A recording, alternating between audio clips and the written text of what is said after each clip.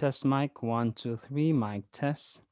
I hope I am uh, clear. Test mic 1, 2, 3. Mic test. Testing. Hello. Testing. Okay, good. All right. Hello, everybody. Our topic today is about Islam. I'll be sharing my screen now. Okay. I hope you can see the screen now.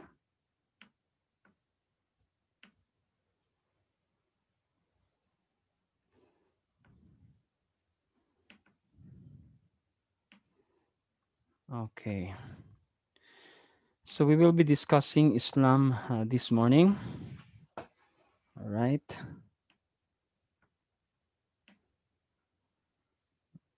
Okay.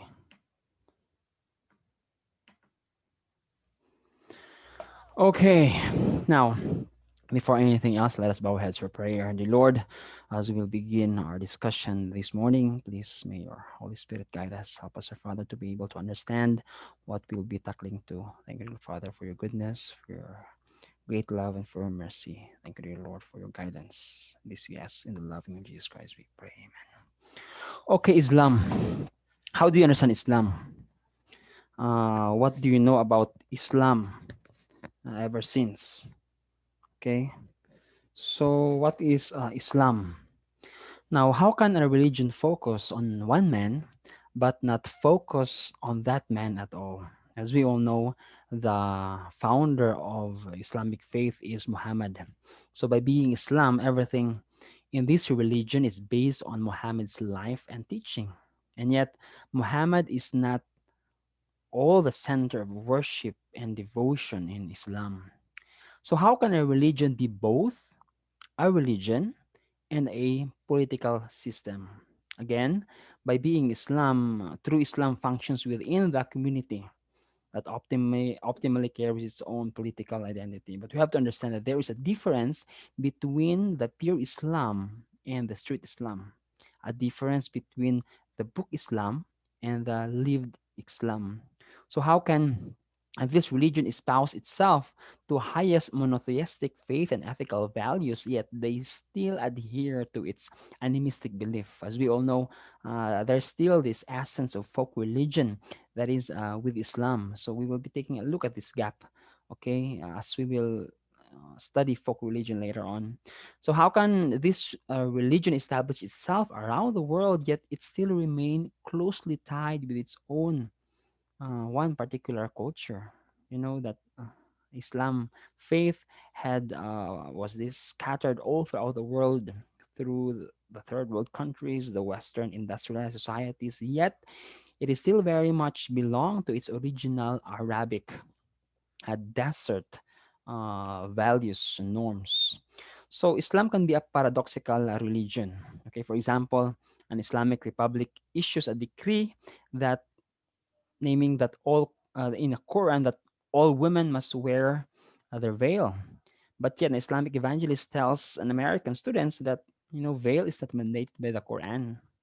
And a Muslim apologist would also insist that Quran forbids violence, yet we have this jihad group that are bombing and killing innocent people.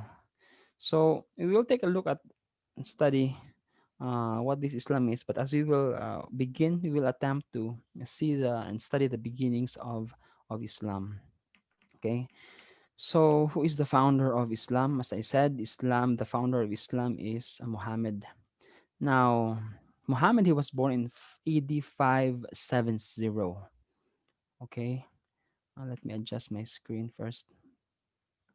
Muhammad was born in AD 570 in the vicinity of Mecca. Now, Mecca is an indigenous Arabian, was this region, okay, in the Arab, in the Middle East. And the Arabian religion during this time was a mixture of polytheism and animistic beliefs. So Mecca was a center of religion and the focal point of pilgrims. They would visit the shrines, the idols. And so it was a center of industrialization, a center of worship. So the first thing that the pilgrim would notice upon entering Mecca is was this the the statue of gods. They have this three sensuous appearing gods named Al-At, Al-Manat, and Al-Uzza. And the highlight of any visit to Mecca is what you call the cube-shaped shrine called Kaaba, which means a cube, dedicated to the main god of this shrine, which is Hubal. So polytheism is very much rampant in Mecca. So of course there are other temples and there are other holy sites, and by the until modern sea roads were opened in the 15th century, explorers, the Arabian Peninsula was a significant thoroughfare of commerce as it was in Muhammad's day. So Arabia has never existed as an isolated place, an isolated desert, but it was the site of extensive cross-cultural interaction. Okay, so there were Jewish, there were Christian, there were Zoroastrian merchants who settled these groups, and in the city of Yathrib, that's the northern part of this Arabian Peninsula, dwelled a Jewish community, numbering themselves to hundreds, and they were strict monotheists. And a strain of native monotheism had survived independently in Arabian culture. And this is a minority group called the Hanif. The Hanif means the devoted ones. So the Hanif, they devoted themselves, okay, to exclusively worshiping the one true gods, true God. Okay, so they were a was this monistic was this religion. They worship one and only one God. The same is true with the Jewish worship. So this is a remnant of original monotheism. And Muhammad was born into this culture. Okay, so Muhammad was born into this culture. He was part of this tribe that worships one God. They call themselves as the Quraysh tribe. So Muhammad was orphaned at a very early age, and he was raised by his uncle. And there was little opportunity for schooling. Muhammad was illiterate, and so he was driven to work as a camel driver. And so eventually, Muhammad found an employment in a wealthy widow named Khadijah. And so, in a style of storybook romance, they fell in love and get married. So, for many years, Muhammad and Khadijah were devoted to each other. And then Muhammad started, later on, he became wealthy as his wife was wealthy. He, became a wealthy merchant himself. So, he had many contacts with adherents of monotheistic religions. And so, this contact helped him shape his spiritual development.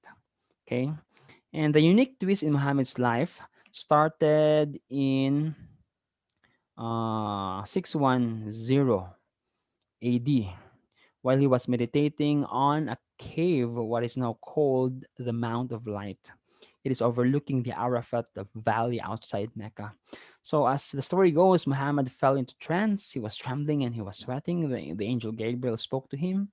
And the angel said, "Recite." The angel proclaimed to him. So at this moment, the brooding, introspective merchant had turned into a stern prophet who refused to compromise his convictions and suffered for his steadfastness. Now Muhammad began his was this career as a prophet. He had two messages, okay, two main points in his message. Number one is there is only one God to whose will people will submit. It's only one God.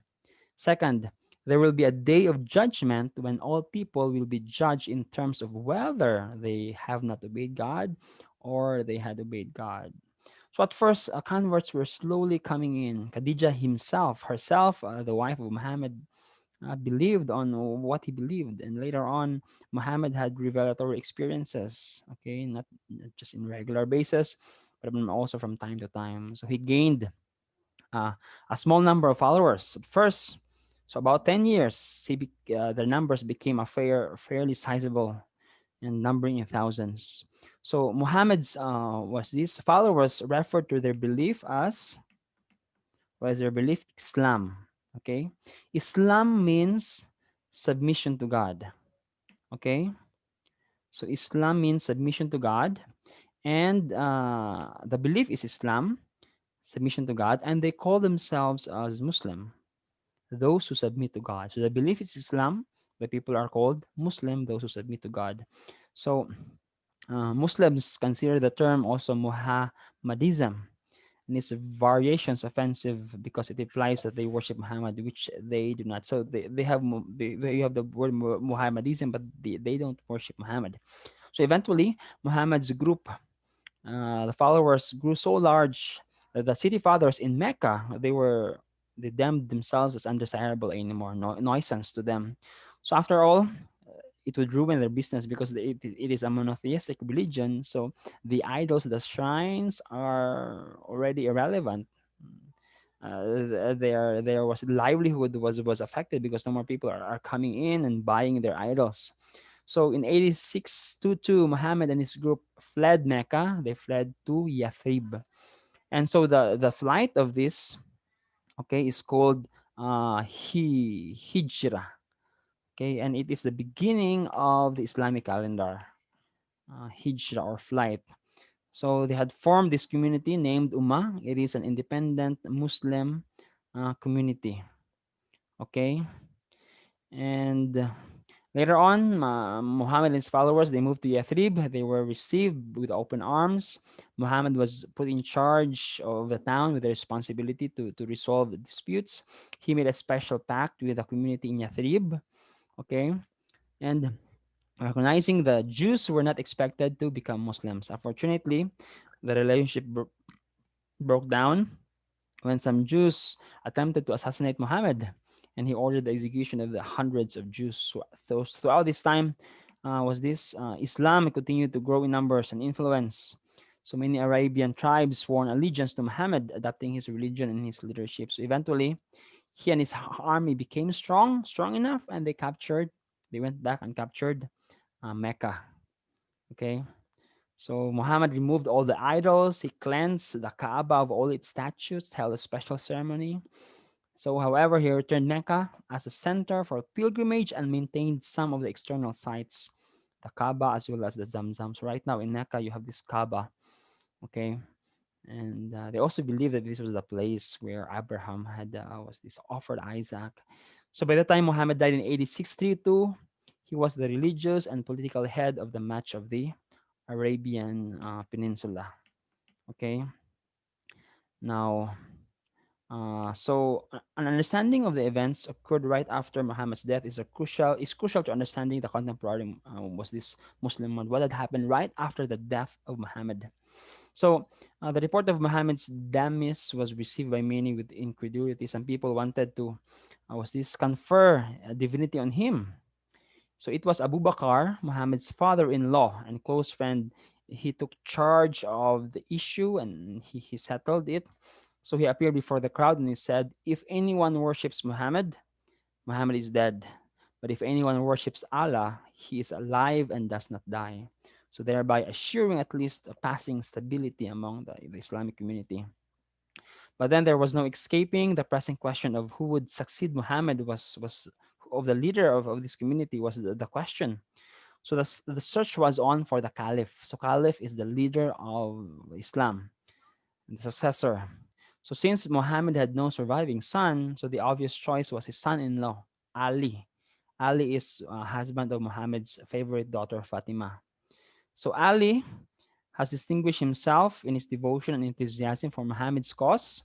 And so furthermore, Ali claimed that Muhammad had endowed him with designation and spiritual knowledge. And Ali, like Muhammad, would be able to speak directly from God, as he had was this said. So unfortunately, Ali did not enjoy the confidence of many people. He was seen as hot-headed and he was unreliable. So there was this general consensus established that Abu Bakr, his father-in-law, would be the caliph. So Ali's supporters were disgruntled, and at the moment, the seeds of the dissenting party were sown. So there was already the division between the father-in-law, Abu Bakr, and Ali, the son-in-law. So the Arabic word for the splinter group was Shia. And so we have the origins of Sanites. So we have Shia, the followers of Abu Bakr, and we have the Shiites, was this the Sunnites, the majority, the followers of Abu Bakr, and we have the Shiites, the minority. So the process repeated itself two more times as Abu Bakr replaced by Umar in AD 64 and Umar was replaced by Uthman in 644. Okay, now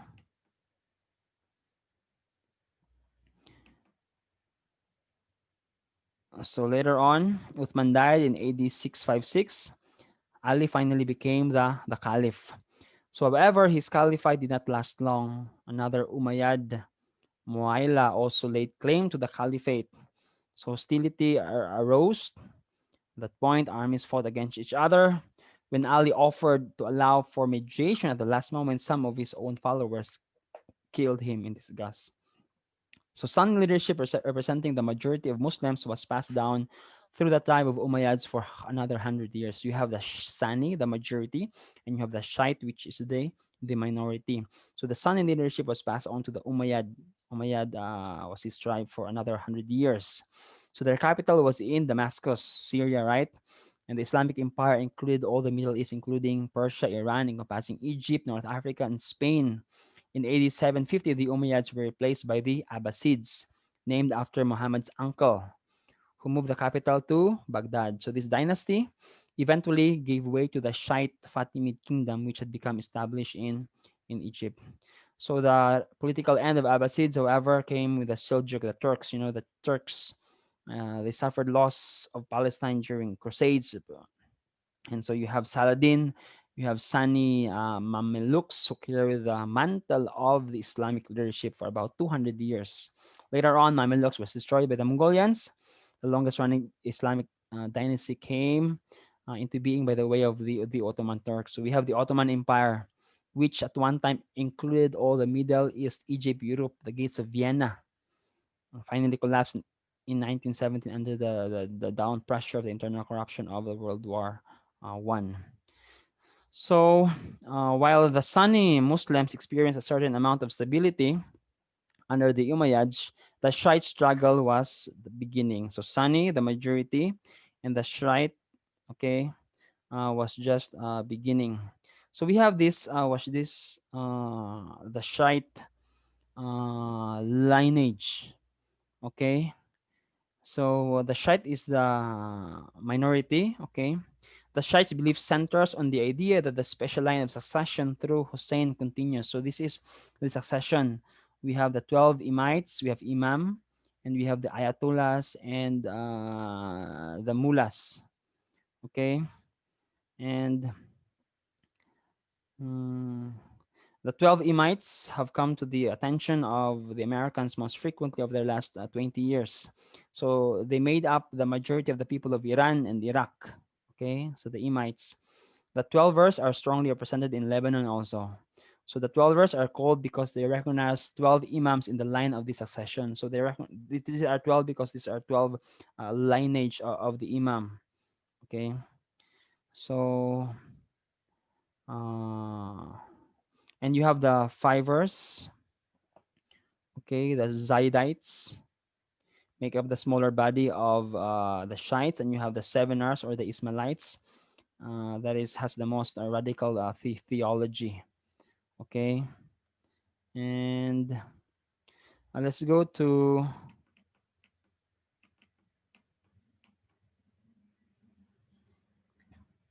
the authority in Islam. So, what is the authority in Islam? Uh, the Islamic authority, the Quran is about as long as the New Testament. It is divided into 114 chapters called surahs. So the highest authority in Islam is what we call as the Quran. So Muslims believe that Angel Gabriel divinely revealed the Quran to Muhammad. So essentially, it is the earthly version of the heavenly book, the Kitab, mother of all books. So Muhammad was privileged to convey this earthly version along with specific instruction. So the Quran maintains its authoritative character only in Arabic. Okay, and was this? You have the surahs are arranged roughly by length, from longer to shorter surahs to shorter one, which leads to a kind of reverse chronological order. So you have the older surahs, okay, verses is ayat. So surahs are was these chapters, and the Quran begins with the Al-Fatiha, which is the opening surah, then which is recited at all important prayer times. So all but one surah begin with a formula. It says, "In the name of Allah, the most gracious and merciful." So all translations, so Quran, its authority, its character is in Arabic. Okay, the language in which it was revealed. So all translations of necessity involve interpretation and that's dissertation, and so no translated version can be an authentic Quran. The authentic Quran to Muslims is the Quran which is in Arabic. Okay, so school children are encouraged to memorize the entire Quran in Arabic, and recitation of Quran is considered as an art form with high claim to those who can do it exceptionally. So the Quran, they have this. There's a professional reciter of Quran mastering the technique and making each act as a well-shaped musical line. So the Quran contains many references to biblical materials. Conventional opinion holds that Muhammad borrowed these stories from his Jewish and Christian contacts. So, but these stories they have new twists. Like for example, in Surah 2, tells about Adam and Eve. Adam ate the fruit and came under God's wrath, but God's displeasure was quickly tempered by his mercy. So there was no enduring judgment in the Quran. After a time, God forgave Adam, who was then reinstated to God's favor. And so you also have the Sunni and the Hadiths. Okay? For any issues that are left undefined by the Quran, the Prophet's life and informal sayings are the ultimate authority. So these traditions are called the Hadith. So you have the Hadith. Any issues that is not mentioned undefined by the Quran, so you have the Hadith. Okay? And they were rigorously collected and evaluated in the first generation of Islam. And you also have the Sunnah, okay, consensus. The hadiths point to Muhammad's actual life as indications of how Muslims should act. So hadith is based on the life of Muhammad. So how Muslims would act should be upon the same as how Muhammad would act. And you also have the Sharia, okay. Uh, the sources discussed above are sufficient for all occasions. All that remains to apply the information. So in practice, however, that means that the Quran and the Hadiths must be interpreted correctly in order to obtain the correct interpretation. Therefore, the concept of Sharia or Islamic law is developed. So the interpretation of Quran, okay, how it is practiced is the Sharia. Okay, how it is interpreted and correctly applied is Sharia. And there are four different schools of Sharia arose in the context of Sunni Islam between AD 70 and AD 50. You have the Hanifite school, you have the Malikite school, you have the Shafite school, and you have the Hanbalite uh, school. Okay, and so let's go to the essential beliefs of the Islamic community. So to repeat a comment made in connection with Judaism, Islam is primarily a religion about practices, not beliefs. That does not mean that it is possible to have Islam without certain belief or that beliefs are irrelevant. No, no, no. It means that the central question is whether or not a person submits to Allah. So nevertheless, there is 5 or 6 core beliefs that have been identified in this context. Number one is the oneness of God. Okay? So essential belief number one is the oneness of God. Allah is not a proper noun in Arabic. Even if God is not a proper noun in English, it's simply the word for God. Allah is God. And if you are to talk in Arabic about the God of the Bible, you still use the word Allah. So the historic roots of Muhammad understanding of Allah lie in his was this original monotheistic belief preserved by Judaism. Okay. Now, the Quran conception of Allah is strictly Unitarian, since God is one and one only. Muhammad considered by the very notion of fatherhood of Allah, which he associated with sexual procreation of a son. It is highly blasphemous. So for the Muslim, they don't believe on Trinity, because for them, the father who has a son is like a sexual procreation. It is blasphemous. Okay, and yeah, it conveyed sexual activity on the part of God. So they want, it is unacceptable to them. Okay, now they also believe that God is transcendent, and of course we believe that God is transcendent. He's greater than the world, but not limited by it. And they also believe that God is immanent. God is active in the world. Okay, and then second, so first is the oneness of God. Second is they believe in angels and spirits. Okay, so the reality of Allah doesn't exclude the reality of other spiritual beings. So Muhammad, he received revelation through the Quran from Angel Gabriel. So Islam recognized three archangels and a large host of angels. Okay, and they also believed on many spirits. They call it jinn. They're led by the devil. They are relatively weak entities and are causing trouble. So the believer must maintain constant vigilance because the jinn can cause harm. Okay, and most common beliefs are preoccupied with the spirit world. So as I said, they believe the folk belief on animism is still very much prevalent in Islam. Here we have the classic example of the difference between the standard version of religion and its folk counterpart. Folk Islam, folk is highly animistic. Okay, so the standard description of Islam, such as this one, focus on Islamic history, the five pillars, many idealized practices. But the common nomad or the common villager, okay, in Islamic country, was this maybe occupied mainly with warding off spirits, evil spirits, okay? So the facets of Islam, such as the five pillars, may become subordinate to the animistic belief. And this is happening. As I said, there's a difference between the pure Islam and the lived Islam, because folk was this Islamic belief is still very present. And so many Islamic teachers are working hard to raise all Muslims out of animism, but yet it is still it's hard.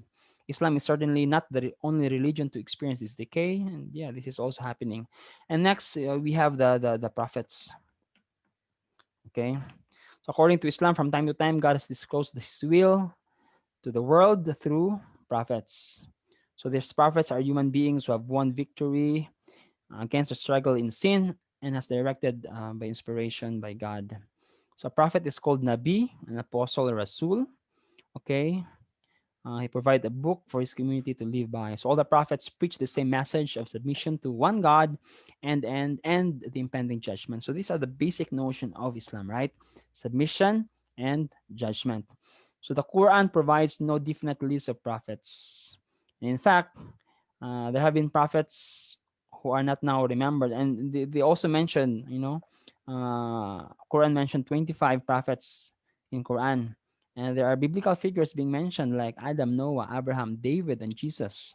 So Jesus in the Muslim belief, not a god, but a prophet. So the Quran refers to three prophets. You have the Shud, Shuab, and Salih, who are not biblical but whose roots may be in the independent Arabian monotheistic religion. So if Moses and Jesus were prophets from God, why are there discrepancies between the Bible and the Quran with regard to their lives and their teachings? So the traditional Islamic answer is that all the prophets taught the message that Muhammad taught, but subsequently people tampered with the message, okay, with the writings they left behind, distorted the truth and the original message. So as one drastic example, Muslims say that Christ did not claim to be God, passages in which he apparently did so, right? In John 10, verse 30, they claim to be, as for them, they claim that it was later fabricated by the Christian church. Okay.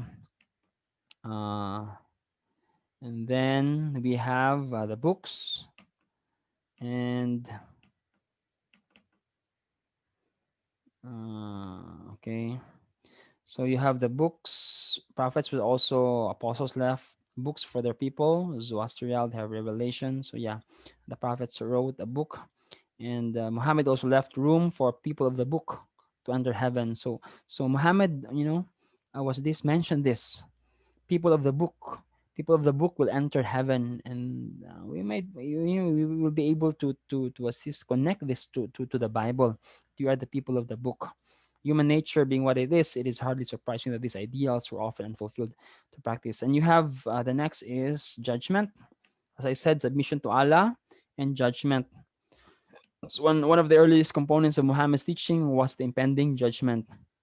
So in subsequent establishment of this core belief, Muslim borrowed this description from other faith. Particularly, you have the Zoroastrian apocalyptic myth. But the essence of Quran's teaching on the judgment is plain and sobering. On the appointed day, known only to God, the trumpet will sound and a general resurrection will follow. The living and the dead will appear before God, and everyone will be conformed with the deeds done in life. So all persons will be given a book. This is from the Muslim perspective, in which has been recorded all their deeds. The wicked will receive their books on their left hand, the unclean hand, and the righteous will receive the book in their right hand. So the basic judgment is sincere submission to Allah's will. So did the person recognize God alone and endeavor to live by Allah's commands? Merely professing Islam, so it's not enough. In fact, some of the severest punishment are received for the hypocrites. Conversely, a Christian or a Jew who sincerely lives by the right obligations may enter heaven. So Allah is considered to be gracious and most merciful. So He will probably forgive others, devout people, on certain sins. So there is even a hadith that says Muhammad may intercede on behalf of some people. So in distinction to Judaism, which ultimately enjoins the law simply out. Okay, and then we'll go to the five pillars now. Okay, okay, the five pillars of Muslim. This is very important. Okay, so some of the core practices of Islam had been to group together into these five pillars of Islam.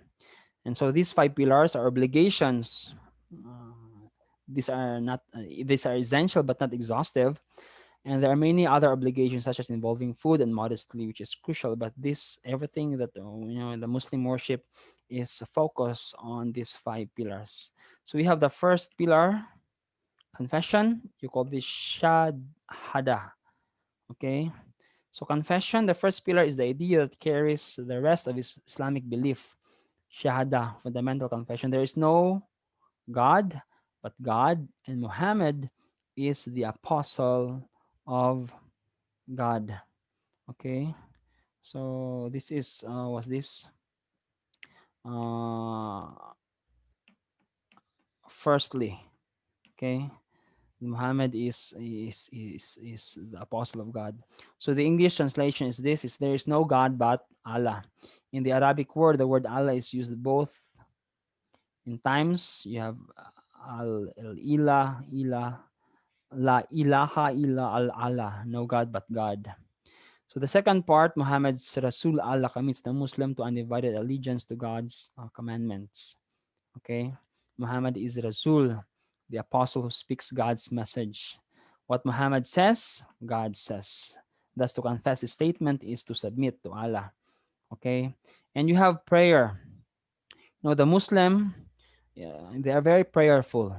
Okay, they are required to perform ritual prayers 5 times a day: at sunrise, at noon, in mid-afternoon, at sunset, and then 1 hour after sunset. Okay, so a first-time traveler to an Islamic country may notice that some mosques they also have six. So maybe prayers may be performed anywhere, but men are encouraged to pray at the mosque. Okay, so a mosque, there's a minimum room or a building designated for prayer, and you have this was this uh, columns, towers. They call these minarets. These towers were traditionally little balconies where the official caller, which is the muezzin, invites people to prayer. Okay, so nowadays in urban areas, of course, there is the minarets, but yet they already have the public address system. Okay, so the crucial facility in any mosque is water. This is for ritual washing. This must be performed before, okay, and you would enter what's this the mosque vicinity. Modern buildings include shower, bathroom facilities. So in more traditional setting, there may be a well, okay, outside or faucet. And the most important part in mosque, okay, is the prayer hall. Okay, prayer hall has decorations. The most important is the niche or the mihrab, and the front of the temple, which directs to Mecca. It points to Mecca. Okay, they also have what's this pulpit. Okay, and uh, wooden stand for reading. And many modern mosques are decorated with carpets. They are marked out by rows for proper arrangement. Some mosques contain so many clocks that there will be no excuse for them to pray on the right time. Okay. To enter the prayer hall, the worshiper must remove his shoes and rinse his feet. Okay. And cleanliness is essential to Muslim prayer because it requires the supplicant to place his forehead on the carpet. Okay. And women are actually separated there. Now I understand the reason for the separation, because you have to prostrate, and it is very degrading for the woman if the woman is in front of you and you would prostrate, and then it will be very degrading. That's why the women are separated. Okay, so the actual prayer is formalized ritual that combines sequence of postures and recitation. So the prayer is a combination of, you have to posture, you have to recite. Okay, and what else? And you would they would recite just standing up, and they have the opening prayer. They call this Ak-Fatiha, and then they would recite. They would bow down. They would stand again. They would prostrate. They would kneel. They would prostrate again, and then they would stand up. And these postures are separated by the word Allah. So each sequence is called rakat, and they have to do this two to five sequence. Okay, and after prayer, they would was this fellowship, greet each other informally, and yeah, they do worship on Friday, but Friday is not a Muslim Sabbath. Okay, there's no mandate in Quran to refrain from work, okay, on Friday, but there's a duty to attend prayer. So some of them, they would still open their shops after their prayer session on Friday. Okay, and next, fasting. So fasting, we have what they call Ramadan, right? Muhammad received the first revelations during the month of Ramadan. In commemoration of this event, Muslims are required to fast during daylight hours throughout the month. So it is 1 month, and they can eat early in the morning, okay, and late in the evening.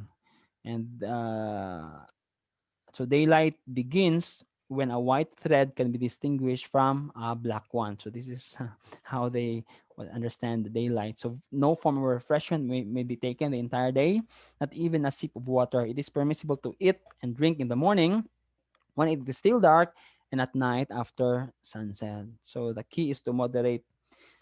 So a form of indulgence are forbidden. And then we'll go to the next is the pilgrimage. Okay, and uh,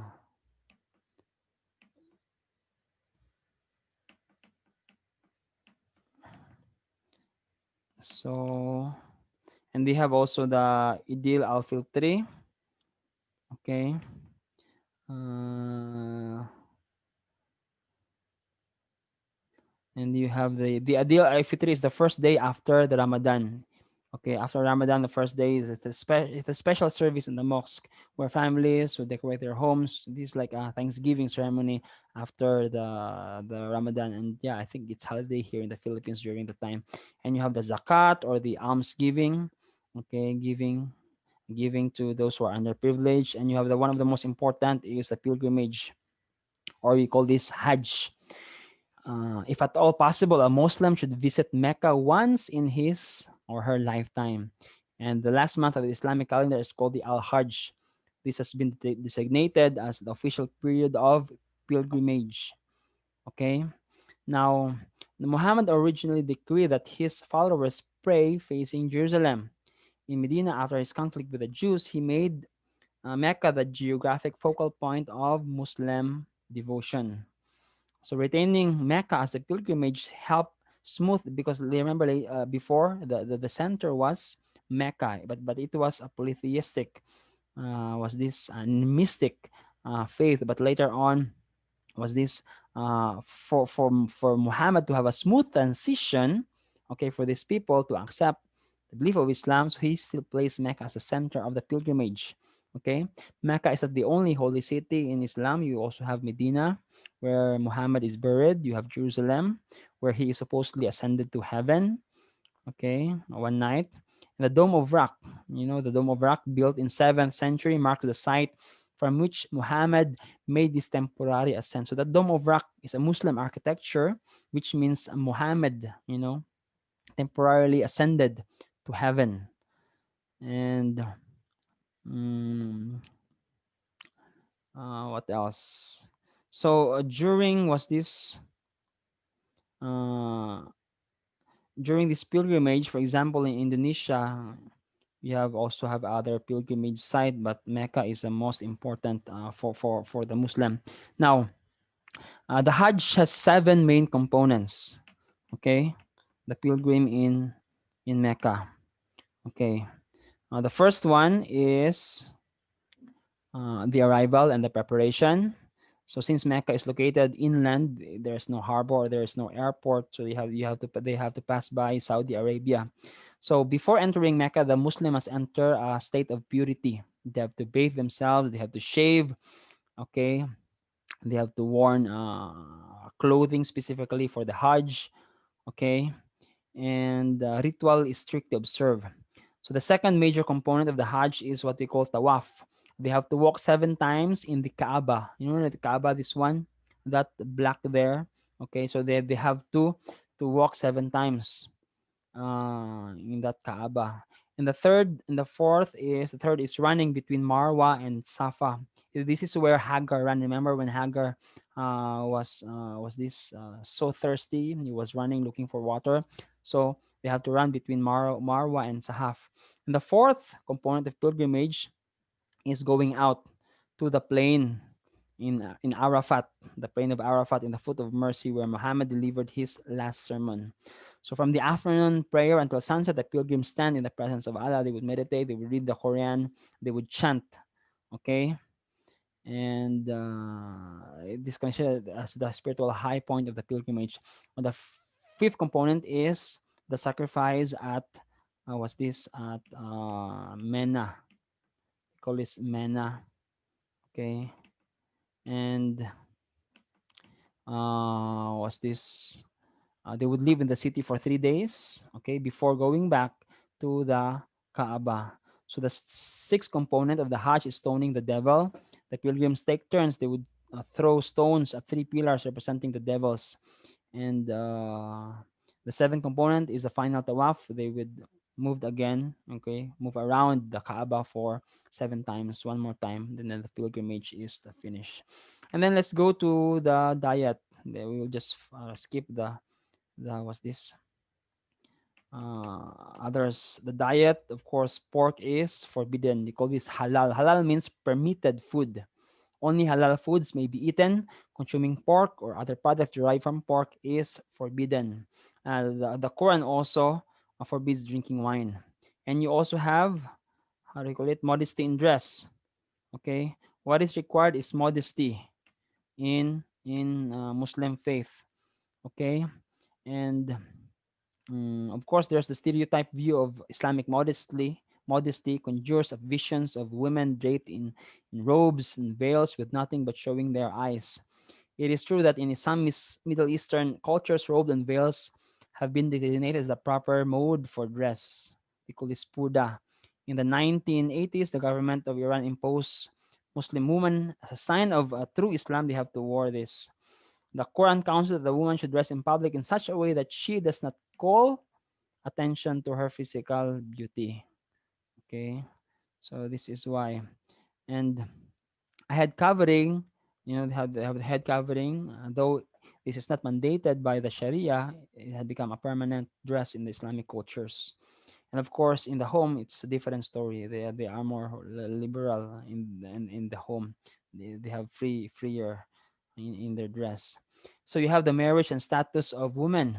The status of women in Islam is much controversial. Okay, many the people regard this as the weakest was this issue in Islam, since Muslim women seem to be highly inferior to men in status. Okay, Muslim insist that this charge rests on misunderstanding and flawed assumption. But what is the reality? One is Quran teaches that men may have up to four wives as long as they can provide equally in terms of love and external material goods. Second, divorce is extremely simple, but it is not taken lightly. It is considered halal, permissible, the lowest level of permitted actions. So at times, Muhammad issued his standards. The tattoos he exposed for women actually placed them ahead of women in other parts of the world, certainly. So the Quran also gives women specific rights and the properties and legal rights also. Okay. Uh, so many women, okay, yearn to be released from some point of their limitations without giving up their Muslim faith. And yeah, women are regarded in the Muslim faith, and and this issue is far from settled within the Islamic world itself. Okay, and lastly, we have the holy war or the jihad. Okay, so another issue that is controversial to Islam is the holy war or jihad. What is this? Jihad has been stereotyped as a religion spread by the sword. And particularly in the first 100 years, Islam seemed to expand through methods that were political, not religious. So according to the stereotype, the onward march of Islam is the progress of Islamic army. And but then we have to understand Muslims frequently point out that some Quranic passages, for example, referring to jihad, need to be understood as referring to internal spiritual striving. So, for the Islam, jihad is not terroristic attacks or terrorist was this ways. The Quran states that jihad is to be understood as what? Internal spiritual striving. So the jihad is a war against one's own evil inclination to bring oneself to full submission. It is a war against yourself. It is a war against your own innate selfish desire. So this is the most important war, and it should not be misunderstood as military war. So the jihad, terroristic activities, is not what Islam is teaching. Okay. So lastly, so you meet an Islam, meet a Muslim. What might you was this you expect when you meet a Muslim? We have to understand, of course, that in order to relate ourselves to the person, okay, we have to understand what do they believe. Okay, and of course we have to avoid the stereotypes as they are terrorists or they are these fanatics. And there are two issues that we have to admire in the Muslim faith, and this is diet and prayer. And this is one commonality that we Seventh-day Adventists will be able to relate to them, which is diet and also their prayer life. Okay, and uh, Islam is also a missionary religion, and there are points in how we are going to talk with Islam. Number one is one of the commonality that we have for them is God is one. Okay, and but for them the Trinity does not make sense, and it is blasphemous to think that God can have a son. So we have to understand this issue. For them to understand Trinity is a bit a complicated part. And then second is Christ cannot be God, because for them Jesus Christ is a prophet. It is contradictory to think that any human being could be God. Third is The Bible is demonstrably full of errors, whereas the Quran is a direct revelation from God. Of course, they would believe that the Quran is more superior than the Bible. And of course, there's this phrase Muhammad said, "People of the book." And this is one connection that we will be able to relate to them. Fourth is, instead of holding on to such absurd belief, it makes sense to accept the very simple faith of Islam, which is submission to God and keeping His commandments. Okay, and yeah, uh, Christian worship God who is present with men in the person of Jesus Christ. So we have to make clear this thing on how we'll be able to rightly connect with Islam, especially with our faith. And one thing that in common with them is we are a monotheistic religion, and of course, it is challenging to let them understand how unity, Trinity works. But I believe that eventually, as they would be able to understand who we are, be able to understand how we lived, and they will be able to understand these concepts. They may be able to rightly accept this truth in the right time. Now, uh, okay. Next is we have to understand the other community as well. Okay. And for them, prophets were human beings and nothing more. So worshiping a human being is idolatry. And of course, Christians do not worship man as God. Christians worship God who is present with the man in the one person of Jesus Christ. We have to point this out that we don't worship man as God, but we worship God, okay, who is present with the man, Jesus Christ, the one person of Jesus Christ. And in the Bible, it can be pointed out that someone had burned all textual variants of the Bible, as the Uthman also burned the Quran variants of the Bible. Okay, and uh, you know, uh, winning intellectual debate with Islam is not really very advisable because it is fruitless for both Christian, you know, if we would go on with a debate. And we have to understand that true Christian, we have to be intentional, and we have to be, if they would be able to see that we are serious with our faith and we are pious, then they will be able to see our example. And we have to let them understand the realities of the cross and salvation. The reality is that God is gracious, okay, to give us salvation. Since Islam relies on an attainable standard of perfection, it can never, in the final analysis, provide the assurance of salvation. Okay, we have to understand this, that for Islam, you know, salvation is unattainable. But for us, we have a hope because Jesus Christ became man. He had suffered just like we are, yet he was without sin, that he is offering this salvation free for all. So Christians should demonstrate truth to Muslim in our words, but not just in our words, but also in our lives. So I think this is the best sermon that we can tell to our Muslim friends. And of course, looking at the whole scope of how things are going with Islam, there are missionaries who are doing tent making. Okay, tent making is meaning they have secular work, and so they will be able to fellowship with this the other Muslim. And we also have this cultural contextualization. Of course, in our mission class, we talk about context actualization, how we are going to relay our message in which it would be relevant and meaningful to their own cultural context. And so these are the things that we had studied today. And I hope that you had learned something on how we'll be able to rightly employ our message to our Muslim friends. So you have to remember that we have to make friends, and that is very basic. We have to listen. We have to look. Okay, we have to look, and we have to listen.